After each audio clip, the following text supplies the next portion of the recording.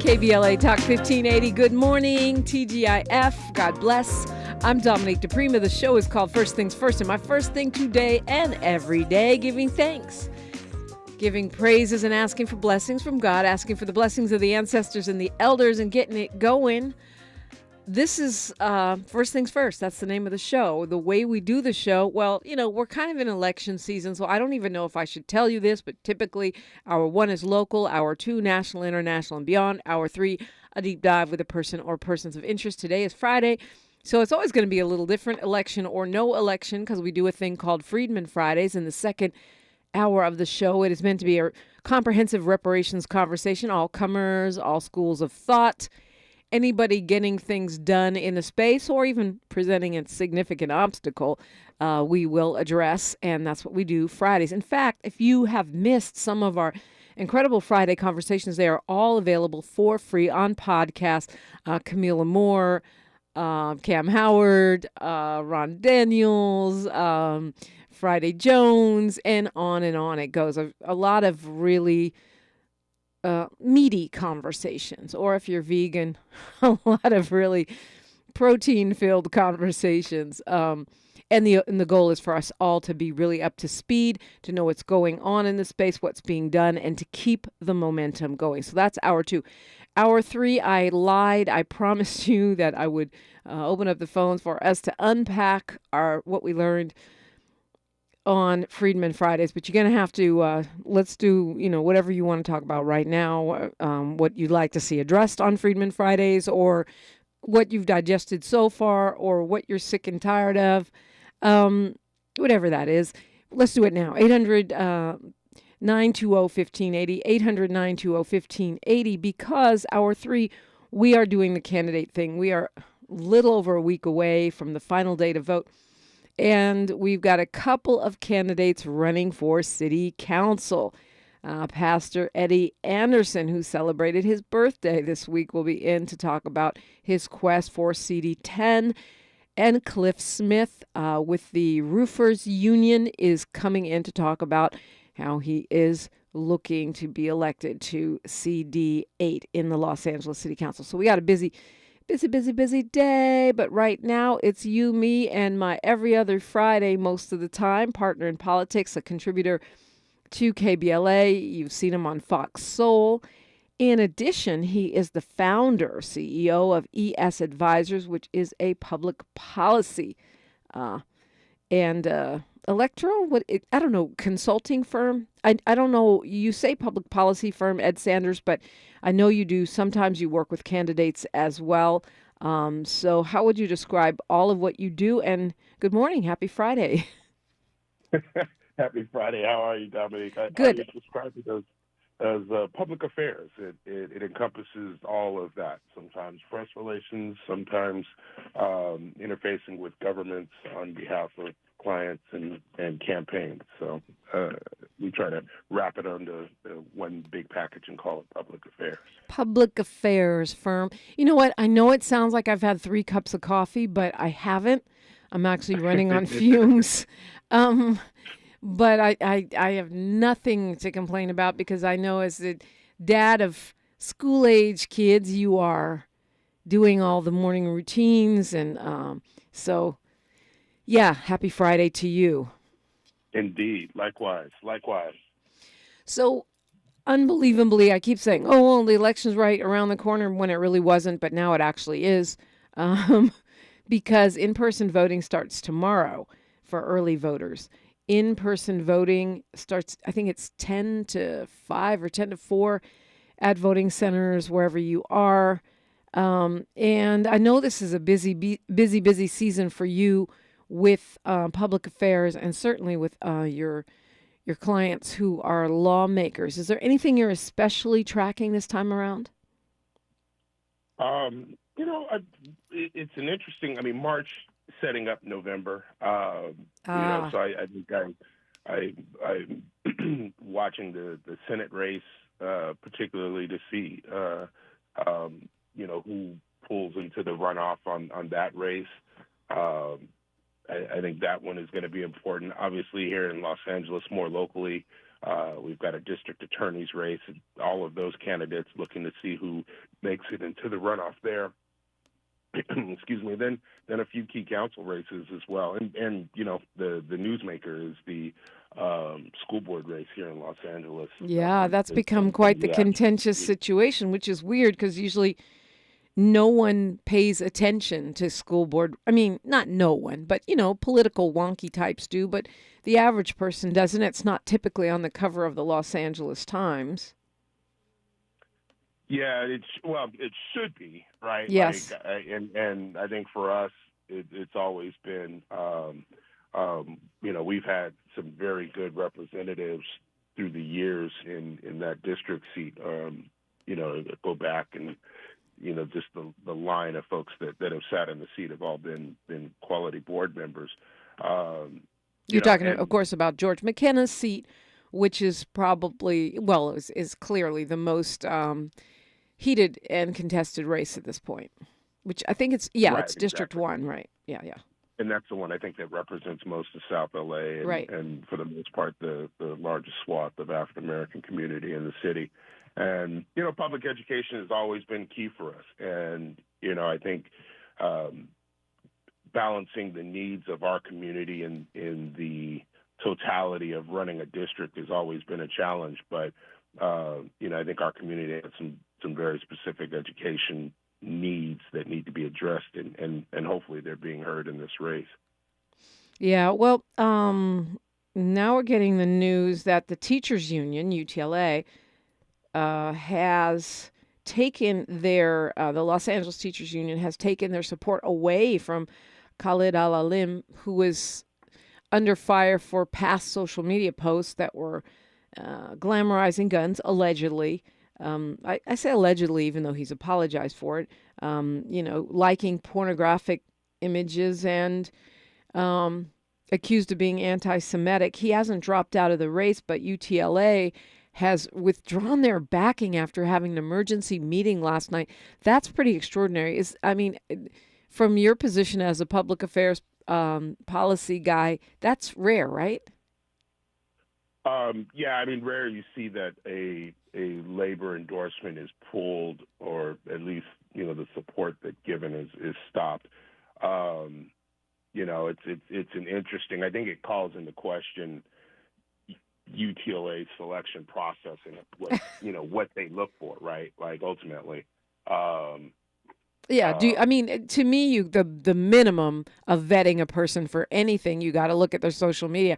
That is something we can take from Gen Z, right? The minimum, I learned that I always, if it was for, an endorsement or hopefully a husband or wife, you would at least look at their social media. But I saw that when I was working at Fox Soul, when I was producing there with those Gen X and Gen Z folks, the first thing they do is look at the person's IG, before they even look at their bio or anything. They go to their Instagram or their X account. And, it's smart. It makes sense.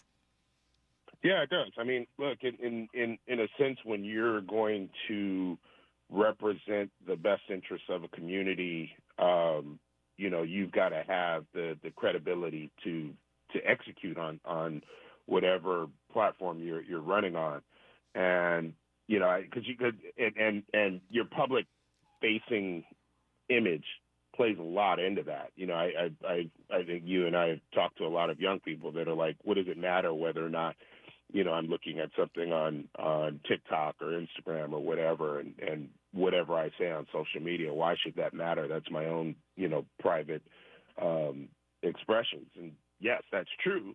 But, when you need the perceptions of people to get done what you need to get done, then it does matter. And that's why we look at stuff like that. That's why people look at social media. That's why, that's why all of this matters in the first place. Apparently they didn't officially rescind the endorsement because they have to go through this formal process to do that, but they've suspended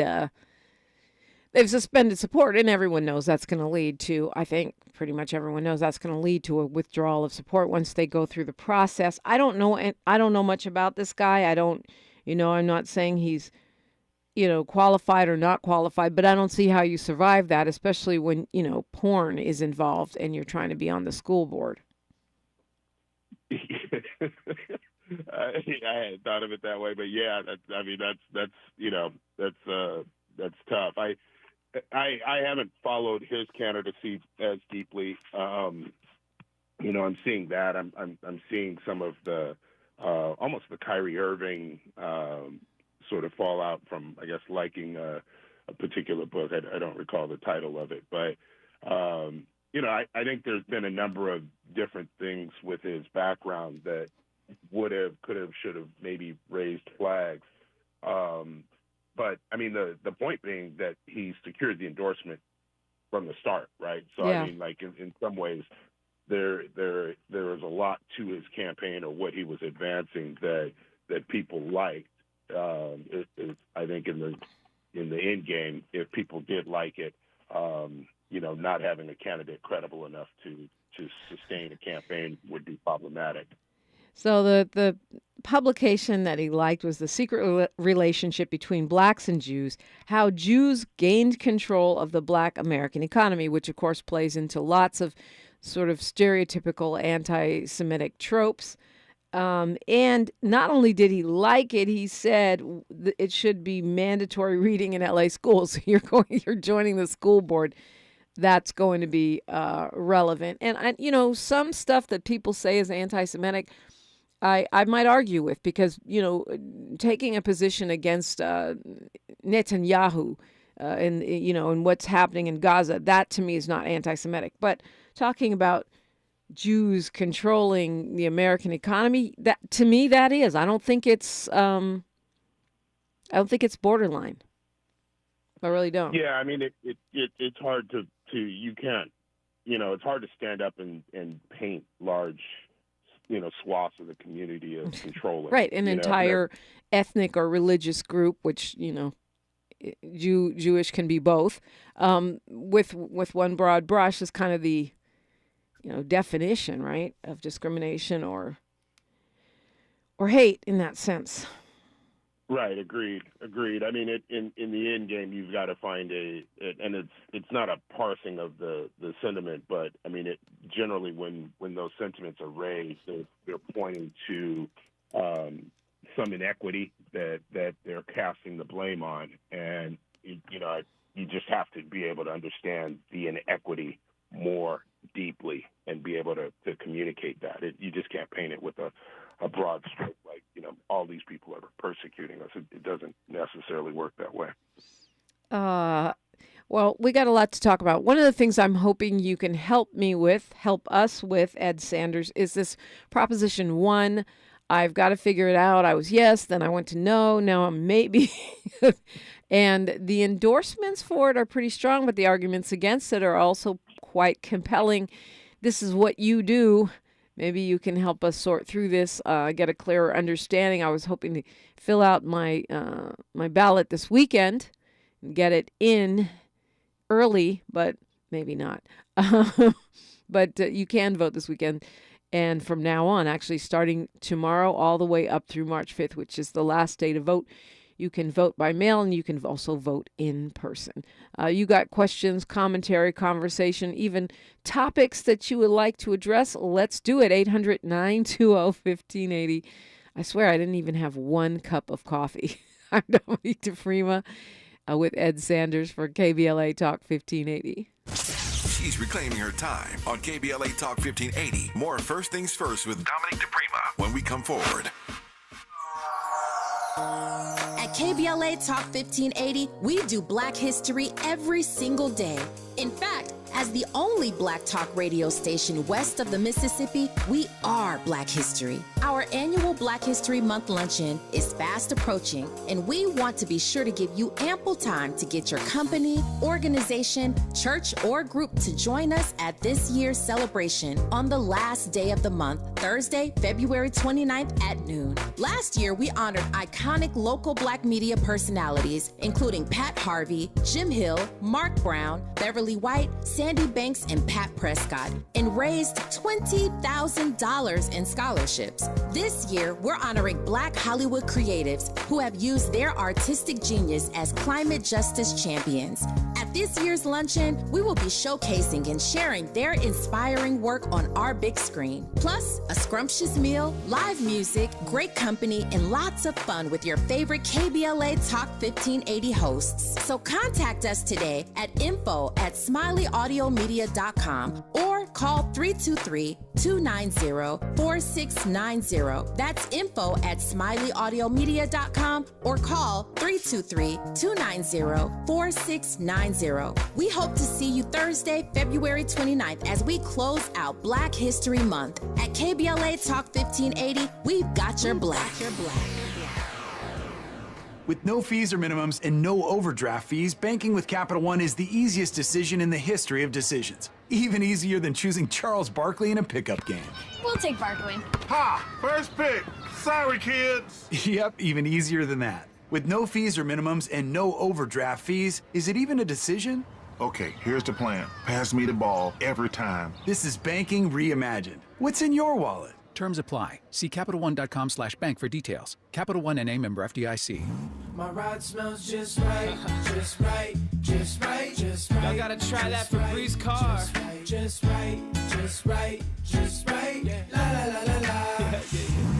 With up to 40 days of consistency, all over Febreze car clips right on your vent. You know my car's my happy place. Keep that smile on my face when it smells just right, just right. Just right, yeah. Breathe happy, Febreze, la la la la. Hey, what are you doing up on the step stool? About to clean these light fixtures. The whole family's coming over, and if there's even a speck of dust in the house, my abuela will find it. Here, I got a Swiffer duster to help with that. A Swiffer what? A Swiffer duster. It has this cool extendable handle that reaches 6 feet to get high and low, with fluffy dusters that easily trap and lock dust. So, no more step stool? No more step stool.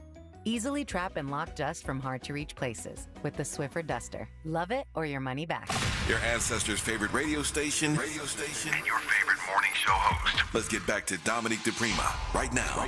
Let's get back to Dominique DiPrima and Ed Sanders. And, of course, we always like to talk with you, 800-920-1580, 800-920-1580. Or join us on YouTube at youtube.com, KBLA 1580, where we stream live every weekday. So Proposition 1, Ed Sanders, is about it's about how we utilize our mental health dollars in the state of California. It's kind of like, I think I would call it a tweak to prior legislation that established this tax of 1% on millionaires in California to pay for mental health, right? Mental health stuff. What this Gavin Newsom calls Measure 1 an update or a modernization of the way we utilize our money for mental health. This is statewide. It'll be on everybody's ballot, no matter what district you live in. You're going to have to decide whether to vote yes or no on Proposition 1. One of the things that it does is it creates a formula where counties have to spend a certain amount of money, this pot of money from this tax on millionaires, to build housing and treat acutely mentally ill persons. It sounds sensible when you look at things in the context of where we are right this second. But of course, when we pass these laws, they last until they're, overturned or updated. And this is one of those situations where Proposition 1 will restrict how counties can spend their dollars. So it gives folks less flexibility, which, can be problematic, right? But at the same time, I understand, if the governor is saying this is going to help us address where we are with unhoused persons, I almost feel like I have to support it. I had one young lawmaker, though, saying, look, solutions are good, but they can't have unintended bad consequences. They have to be well vetted and thoroughly thought out solutions. Same time, Karen Bass, who's, at the forefront of fighting houselessness, at least in L.A., has said yes on this. Congresswoman Maxine Waters has said yes on this. The L.A. Times has endorsed it. This sort of shady guy that I got in my mailbox called the Cops Voter Guide. I never trust these because it doesn't tell you who's behind it, but they say yes on one as well. So and my friend Jasmine Canick, who does a voter guide, says yes.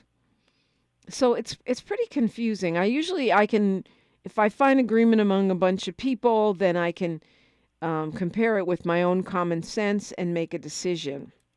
But on this, I think the arguments on both sides are pretty compelling. You're right, and there's issues to look at. I think the way California has dealt with mental illness, and you've got to point back to the 80s, the early 80s. I think it was maybe late 70s when Reagan was governor, and he ended the funding for institutionalized mentally ill, right? And I think the state has been grappling with what to do with the severely inflicted that suffer from mental illness. First it was to prisons, and now those individuals are just on the street.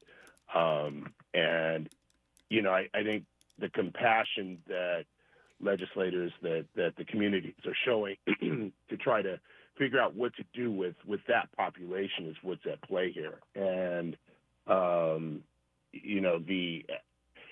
you get all of the counties, all of the cities to agree and move forward and start to act in concert with each other is just a political challenge. And so I think what you're seeing with the governor is, let's find a way to get funding on the table to start. I don't think this is the end-all, be-all, and I don't think anyone is saying that this is the end-all, be-all to helping first, those that are mentally ill, and then second, sort of ending the homelessness crisis, right? Because it's the optics of that. People want to get people off the streets, and we know that a large portion of those people suffer from mental illness. But this is a good step. This is a good step to put money on the table to start to move the needle. There's certainly going to be tweaks and retweaks, right? But I think what you're seeing from the governor is, and those that are supporting, is an effort to put a significant amount of money on the table to start, building. But the thing is that money's already on the table. This just changes how it's allocated, right? This is that tax on millionaires that goes to county coffers. And they have wide discretion now, at least more discretion. Now they're talking about making sure they spend the dollars building housing and dealing with the acutely mentally ill. And I guess it sounds like what you're saying is that this is sort of like a companion piece to the care courts. Yeah, I think it's sort of the next phase. Companion piece may be too strong of an affiliation, but okay. But yes, I think this is the next way to put a pot of money on the table for use. And you can set it out to bond and make the payments on the bonds, but yes, ultimately yes. Okay, I see what you're saying. Yeah. Well, Knock LA's progressive guide says no. Some younger progressives that I've talked to have said no, but it's got strong support. And I'm not sure that I feel more clear after this conversation. If you have an opinion about this, a strong opinion, 800-920-1580, 800-920-1580, and let's talk about it. We got a whole week, a week and 2 days to figure all this out. The final day to vote is March 5th, and I want to remind you that all of my conversations with candidates from the district attorney's office to state senate, they are all at KBLA1580.com, KBLA1580.com. We are your election information station, KBLA Talk 1580. More of First Things First with Dominique DiPrima when we come forward.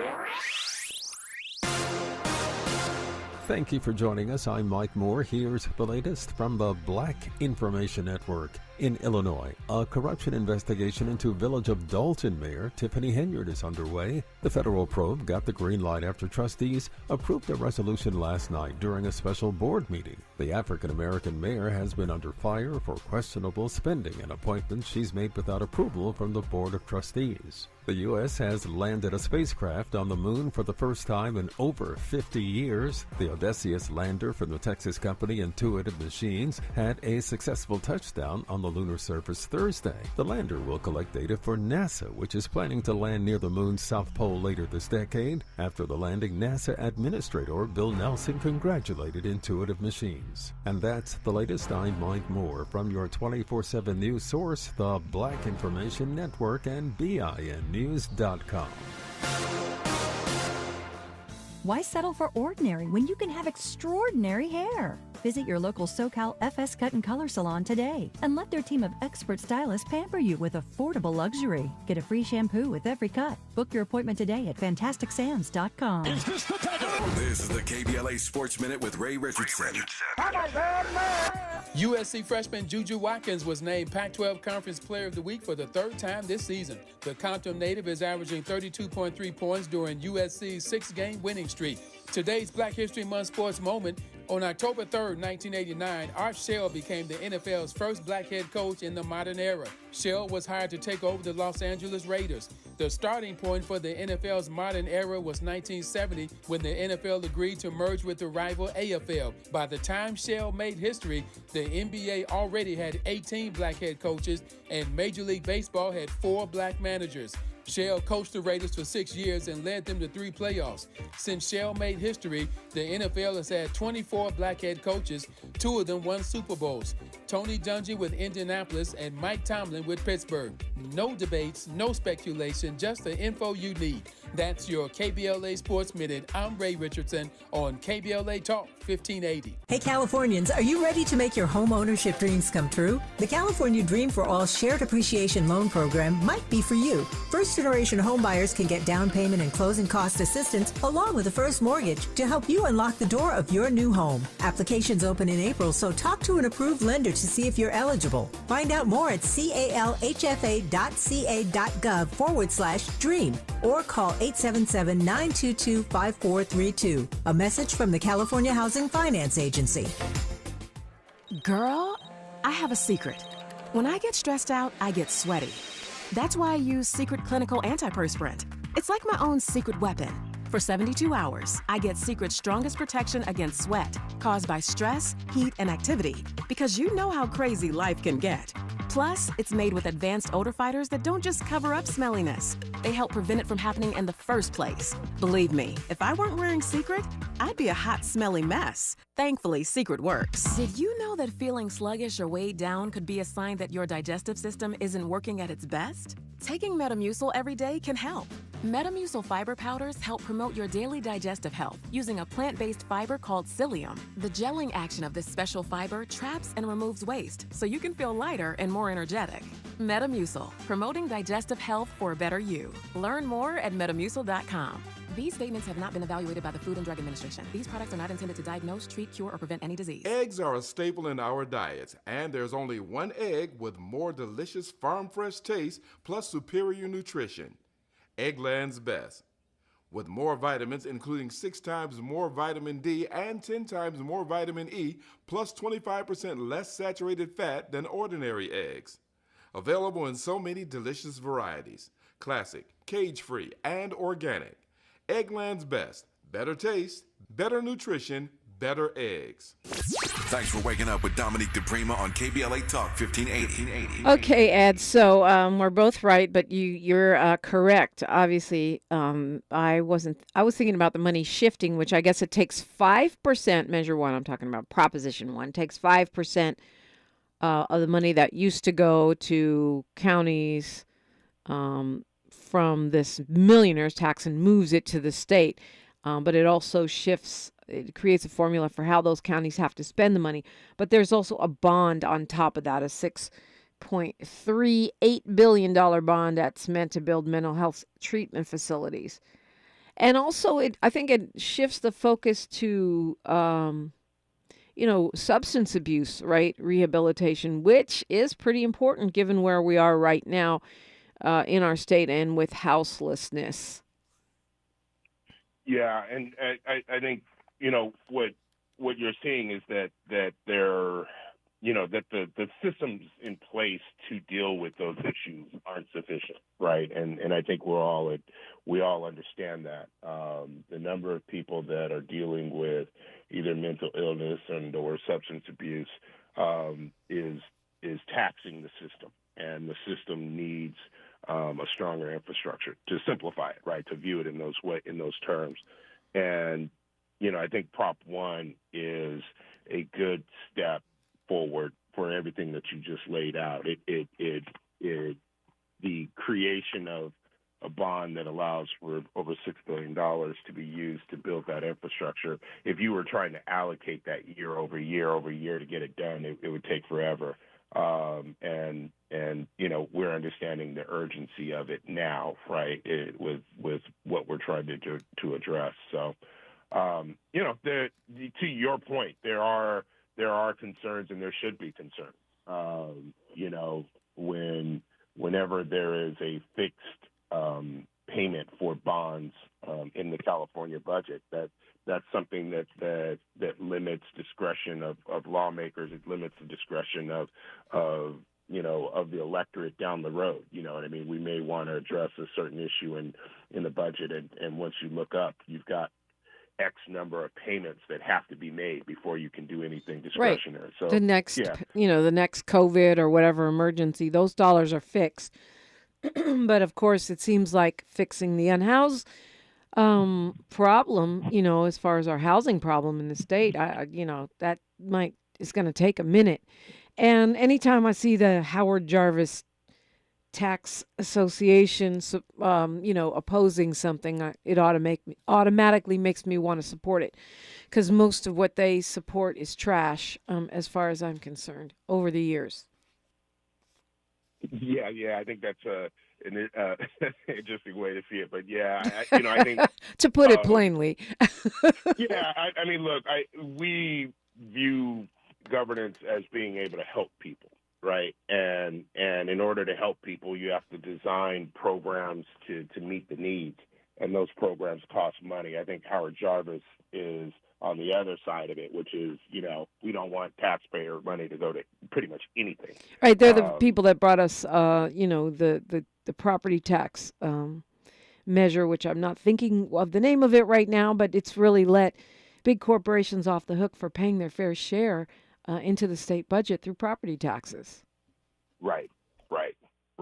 So, yeah, you and I both agreed. We have different political outlooks on how to use government than the Howard Jarvis Tax Association. Yeah, we can agree on that. Ed and Dominique agree on a thing 100%. Well, no, we agree on a lot of things. But let's go to Willie from Palmdale.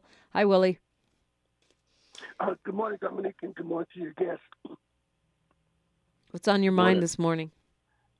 I was thinking, I know I said this before about the mental health thing, but I think Metropolitan State Hospital is a good model for mental health. They have different facilities and stuff, and like the drug program and stuff. People have different problems, so they have different programs to tailor-made for that person. I mean, it's not like being in Malibu where you pay probably about $3,500 a month to stay there.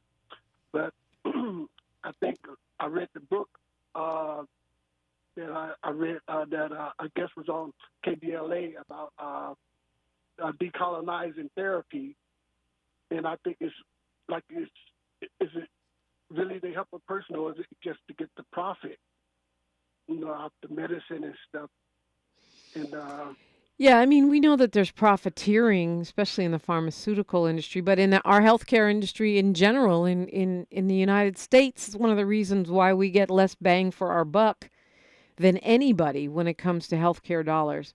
But that said, it is fair, I think, for the governor and our mayor and others to try to come up with some changes. Some people say Proposition 1 may lead to more, or, people being hospitalized against their will, and that's been a concern with the care courts. But at the same time, when you have people who are, critically mentally ill, when they have schizophrenia or something in a severe case and cannot take care of themselves, is it responsible to say, do you want care? Oh, you don't? Okay, carry on. And just let them, die, or get severely injured or injured others. I think that we have to be mature enough to ask that question at this point. That's something I can't really fathom in my mind of asking someone, do they want to go into a facility because a drug addict, for them to get off of drugs, they have to admit that they're a drug addict to actually stop. Yeah, they have to want to. But I'm not talking about drug addicts. I don't think they're talking about involuntarily hospitalizing drug addicts.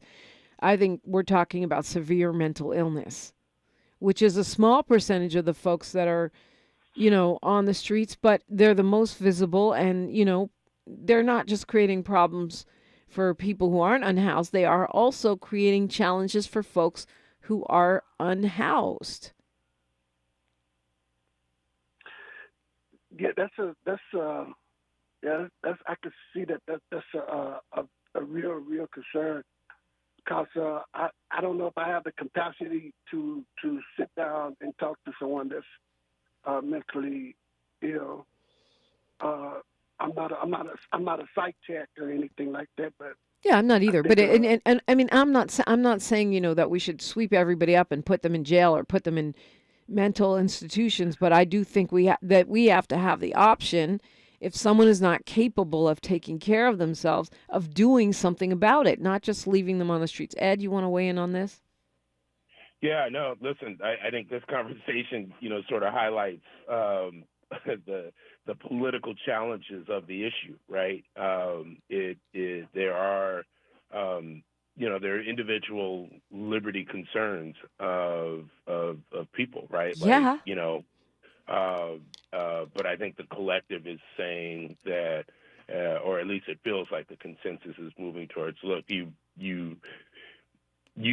need to get you off the street. Like, having you on the street living publicly is not what we want for the state, for the city, for the country, and we're trying to find a solution to that is humane. To your point, involuntary commitments are very tough, and they have to be adjudicated on a case by case scenario, right? Like, it's not a cookie cutter sort of test that you can put out there and it work. And the other side of it is, I think people move in and out of states of lucidness, right? 9 months out of the year, you might not consider them severely mental ill, and whatever causes those mood swings happens, and then people are off. So there's a lot to weigh when you look at this issue, and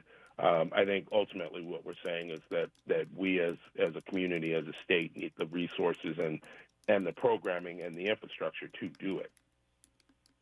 Yeah, someone in the chat is asking me about a candidate that they would like to see on the show. So I just want to remind folks, we can't cover every candidate in every race because we just don't have enough airtime. We'd be here all day, every day. But any candidate who wants to call in and get their 4 minutes of fame on Monday, the final hour of the show, we did this last Monday and the Monday before.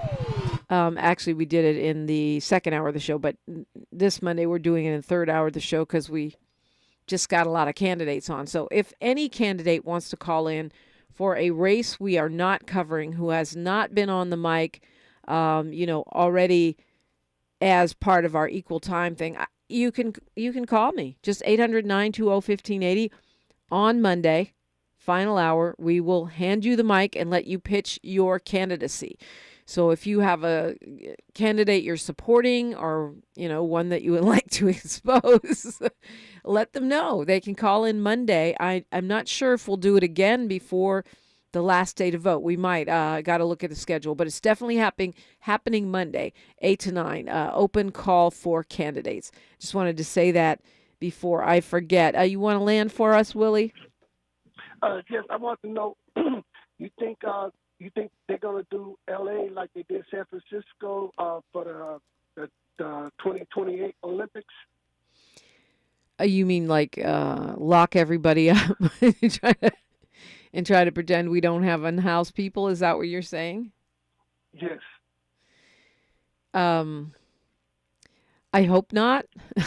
We have a different mayor, and hopefully she'll still be mayor in 2028. So I'm going to say no, but that's typically what cities do. Ed, comments and thoughts on that? Yeah, I think part of it is how you receive or perceive what we're trying to do now, right? Like, I think what the mayor has laid out is trying to find housing and solutions for people that are in trouble now. Now, hopefully that arc of success is trending the right way by the time the Olympics arrive. But I don't know that I would convey it as moving people around and sort of, what do you call it, throwing a blanket over the messy room or something like that. I think what the city is trying to do is deliver the resources to get people to help. Yeah, and I'm reading one of these commentaries about Proposition 1, and it says, we've already thrown billions at the problem and we haven't made any progress. I hate that argument, because can you imagine where we would be if we hadn't spent those billions? I mean, it's true that not all of the money has been used as efficiently as we would like it to, but we are getting people off the streets. As Pete White from LA Community Action Network said on the show, this was before Mayor Bass came in, but he said, we're taking 20 people off the street every day. 25 are falling into homelessness. So if we had never taken those 20 off, there would be people on every corner. And so to just say, we haven't made any progress is pure BS. We haven't made the problem disappear. That's true. We haven't built nearly enough housing that is actually and truly affordable, especially with supportive services. But we haven't made any progress. It's just not true. And I think to say that is a way to make voters say, yeah, we already passed HH and HHH and we still got tents. Well, it's a big problem. It's going to take big solutions. Yeah, and the solutions, change over time. I think we started the segment talking about, how the mental health institutions were shut down in the early 80s. And, that's never been backfilled, right? You know what I mean? Like that. Right. So to the point of like, we've thrown billions of dollars at it. Yeah, I don't necessarily agree. I think we've put less of an emphasis on it through the years. And we're now understanding, what that cost is to that human cost is. So I agree with you in your assessment of that. It's a perfect time to call 800-920-1580. Great to hear from you, Willie, on this fabulous Freedman Friday. Ed Sanders and Dominique DiPrima for KBLA Talk 1580. KBLA Talk 1580 is an intervention. When we come forward, includes you. KBLA Talk 1580, turning pain into power. What's up, LA? This is John McKinney, your next district attorney. Voting is underway, and public safety is the top issue on the ballot. As a deputy district attorney for over 25 years, I know Los Angeles, and I know how to keep this community safe. And as an African American who lives and works in this community, I know the unique challenges we face. My promise to you is to ensure accountability, protect victims' rights, and give the underserved a voice. I'm John McKinney, and I ask for your vote for LA County District Attorney. City of Los Angeles tenants know these facts about eviction and consumer debt. Tenants can't be evicted if rental arrears are eligible to be treated as consumer debt. Tenants who followed certain COVID-19 pandemic protections under state law can't be evicted for past due rent. Landlords can collect rental arrears in court as consumer debt, but tenants cannot be evicted if they provided a declaration of COVID-19 hardship and paid 25% of rent owed. Learn more at housing.lacity.org. Be informed, be protected, be at home. With no fees or minimums and no overdraft fees, banking with Capital One is the easiest decision in the history of decisions. Even easier than choosing Charles Barkley in a pickup game. We'll take Barkley. Ha! First pick. Sorry, kids. Yep, even easier than that. With no fees or minimums and no overdraft fees, is it even a decision? Okay, here's the plan. Pass me the ball every time. This is banking reimagined. What's in your wallet? Terms apply. See CapitalOne.com/bank for details. Capital One NA, member FDIC. If you're looking for the most epic place on earth, let's start at the base of a massive waterfall. Then trek through the thick jungle. Then climb to the peak of a snowy mountaintop. Then once you get there, keep going. Because with intelligent 4x4 and 7 drive modes and a Nissan Pathfinder, the search is the real adventure. Available feature. Intelligent 4x4 cannot prevent collisions or provide enhanced traction in all conditions. Always monitor traffic and weather conditions. The possibility of lung cancer can be pretty scary, especially if you're one of approximately 8 million current or former smokers at high risk. That's why SaveByTheScan.org wants you to know that now there's a breakthrough low-dose CT scan that can detect lung cancer early, and it only takes 60 seconds. You stop smoking. Now start screening. For an easy quiz to see if you're eligible, visit SaveByTheScan.org. It could save your life.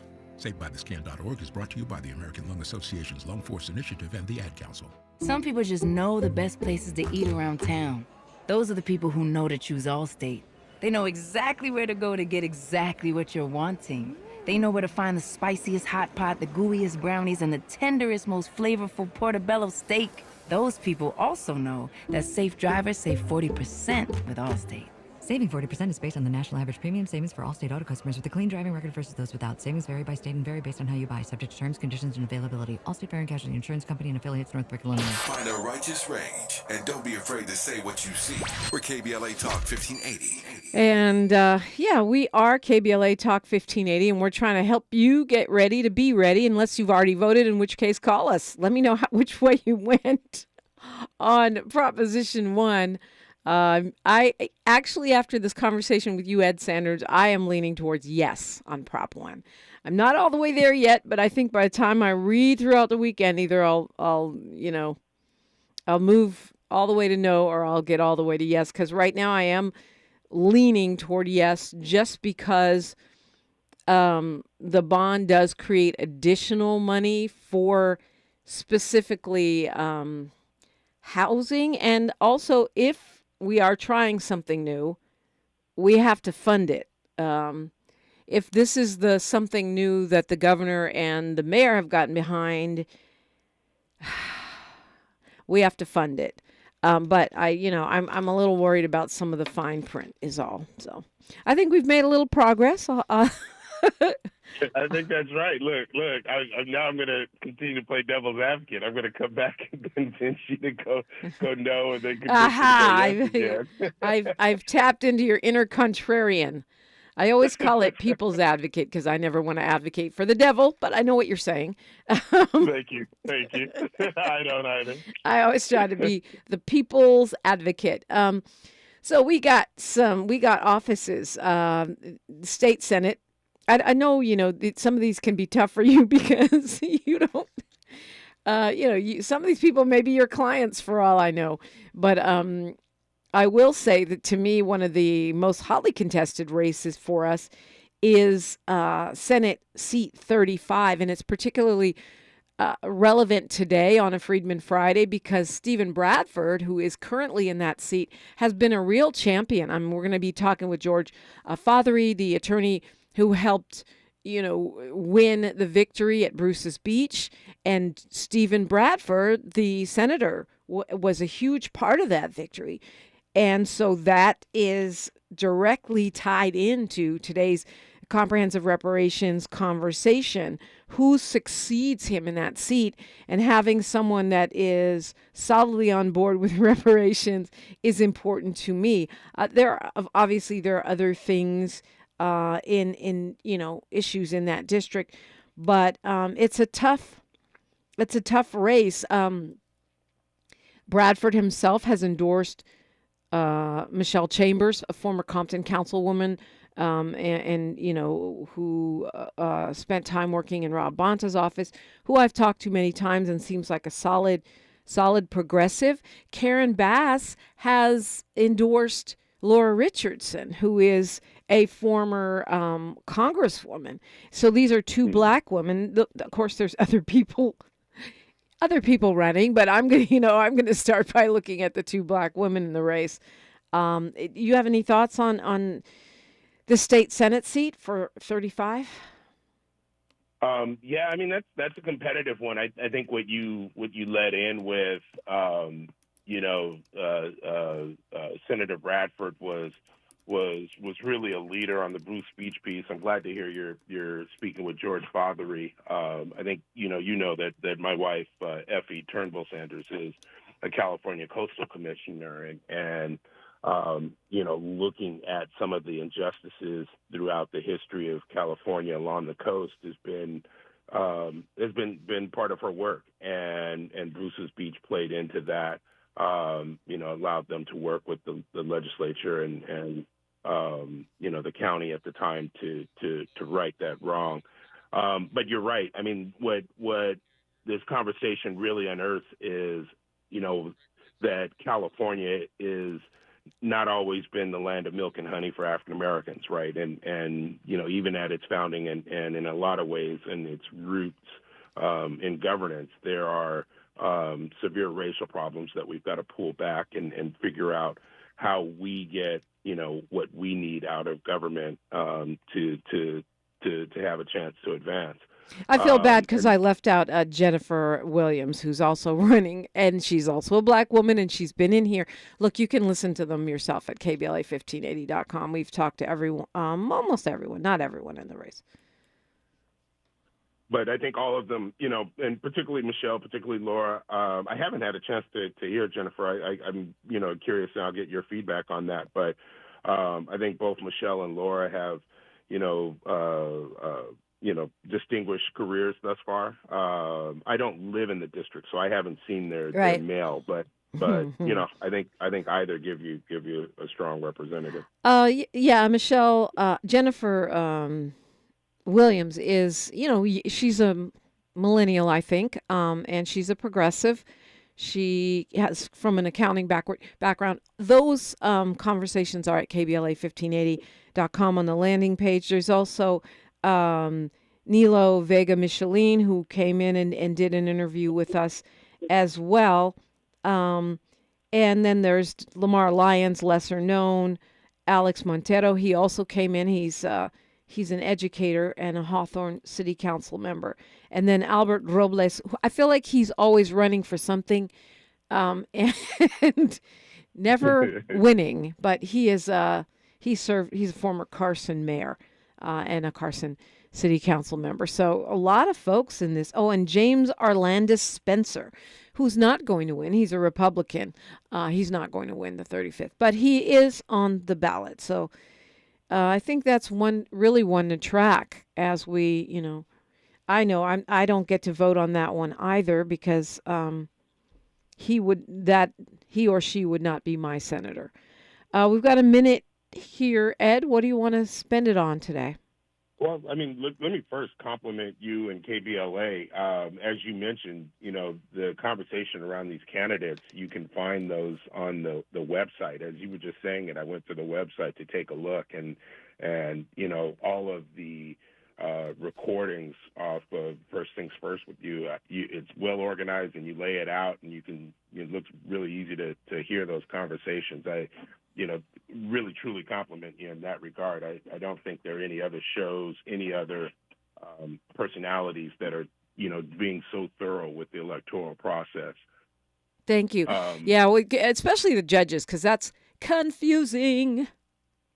Yeah, it is. And that you've got it here, you can go on your own time, like I probably will over the next couple weeks or a couple days. We don't have weeks, and start to learn more about some of the folks. And frankly, I think you asked the questions that I would ask, and that's why this is so valuable. So. That means you're tough, Ed, because several candidates have told me I'm tough. I don't strive to be tough. I strive to be fair. Who was that boxing referee? I'm firm, but I'm fair. I'm firm, but I'm fair. Yeah, these are tough problems, and you got to be, we don't want a fluff answer. These are tough problems. We want a real answer. So you ask the question, they should answer. Yeah. If they feel like it's a tough answer, well, I don't know if they should be running at that point. You can find Ed Sanders on X or Twitter, as I like to call it, at Edward M. Sanders. You can find us at KBLA 1580, and you can locate me at DiPrima Radio. Ed Sanders, thanks so much. Dominique, thanks for having me on. Talk to you later. Talking with attorney George Fothery next on a Freedman Friday, KBLA Talk 1580. KBLA 1580 Santa Monica. Thank you for joining us. I'm Mike Moore. Here's the latest from the Black Information Network. In Illinois, a corruption investigation into Village of Dalton Mayor Tiffany Henyard is underway. The federal probe got the 50 years. The Odysseus lander from the Texas company Intuitive Machines had a successful touchdown on the